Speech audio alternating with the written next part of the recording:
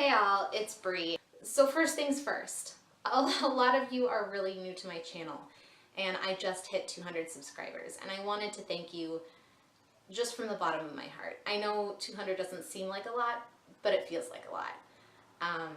And so thank you for watching and thank you for spending your time with me. So I've been seeing everybody do this 15 books for 2015 and I thought it was kind of a cool idea. And so I thought I would highlight some of the books that I have been wanting to get read next year. Some of these have been on my list for a long time and some of them are pretty new. So I guess we can just get started. So I'm going to start with the books that I already have copies of, and then talk about the books that are either coming out or that I don't own yet or have at the library. The first is The Fat Years by Chang Kun-chung, I think is how you say his name. This is kind of like a thriller dystopian story, and I think that's going to be a lot of fun. It was suggested to me because I really enjoyed the three-body problem. This is a translated work, which is cool. Like I said earlier, I am really looking to read more translated works in this upcoming year. Then I have Mary Wollstonecraft's A Vindication on the Rights of Women, and this is one that has been on my to-read list forever, and I just haven't really gotten around to it. It's not even terribly long. I mean, it's under 200 pages, or it's under 300 pages. It shouldn't really take me too long. I just haven't actually sat down and read it. Then I have Neuromancer by William Gibson, sci-fi classic, gotta read it. The Old Man's War by John Scalzi. This one I've read the first 30 pages of, and I put it down and I don't know that I'm going to get to it this month. So I want to make it a priority for this upcoming year. John Scalzi is someone who I've been enjoying his works lately. Brandon Sanderson's The Way of Kings, the thick tome. This thing weighs like 5 pounds. I like Sanderson. I think my problem with really starting and getting the will to pick up this book is that a lot of what I've heard of it sounds very reminiscent of Mistborn, and in a way that's kind of a turnoff. Like, I don't necessarily want the same kind of story out of him over and over, but this is planned to be like a 13-book series, so one, I don't want to get too behind before I even start, and also I don't know that the Mistborn world could really survive that long in a book series. So I feel like even if there are elements of the magic system or the world building that got dragged into it, it's probably not as overwhelming as my gut says it might be. I have Dies the Fire by S.M. Sterling. This actually was recommended to me by Michael over at Bitten by a Radioactive Book. Because I mentioned to him that I kind of like the book, the TV show Revolution, which is the one where all of the lights go out and there's no electricity. But that'll be interesting. It's kind of a neat idea. Like, all of a sudden, no electricity. What do you do? Then I have Haruki Murakami's Underground. I think it's also called The Tokyo Gas Attack and the Japanese Psyche.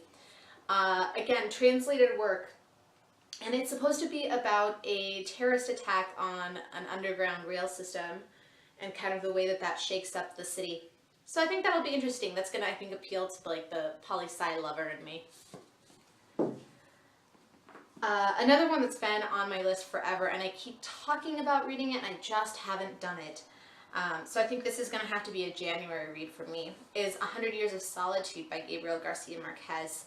And Gabriel Garcia Marquez actually passed away last year, which is when I picked up this copy of the book. But I haven't read it yet, and I want to. It taps into that magical realism element, nested storytelling, all these things that I normally am pretty fond of. So it's on my list. The next books I don't have physical copies of, so we'll see what I can actually manage to do about that. I do have an ebook copy of The Genome by Sergei, I can never say his last name, Lukianenko is what I'm going to go with. which looks to be pretty interesting. I'd like to pick up Railsea by China Miéville. And that one's one that's gotten a lot of just good recommendations. A lot of people who I really trust their opinion on have really just spoken so highly about Railsea. I want to pick up The Peripheral by William Gibson. Again, you saw earlier I have been meaning to read his Neuromancer, and it seemed like a natural extension to kind of pick up his new book. The Luminaries by Eleanor Catton, which is kind of like, it strikes me as being a Western set in Australia, and that seems really cool to me. My family is really big into Westerns, and though that's not necessarily something that I read about a lot, I think it would be an interesting twist on the setting. The other book I'm really looking forward to is Myra Grant's sequel to Parasite, which is called Symbiont. It came out in November, right around Thanksgiving, and I am just so looking forward to it. I really enjoyed the first in this series. The Dark Forest, obviously, which is the sequel to The Three-Bodied Problem, I really want to pick up. I've heard that it's better than the first one, and I'm interested to kind of see where they're taking that plot. And then the last book that I really am hoping to get my hands on sometime this year is Pioneer Girl by Laura Ingalls Wilder. And that is the autobiography that they refused to publish when they originally published Little House on the Prairie. And it's all about what her life actually was like growing up as a homesteader. I think it's going to be interesting to see that from a more genuine, and especially like a genuine female perspective. I think will be really interesting to read. So those are a couple of the books. Obviously, I read a little bit more than just 15 books a year. So there'll be a large variety, and some of those I might get to in December if I'm having a really good month. I'm not going to count on it, but I might.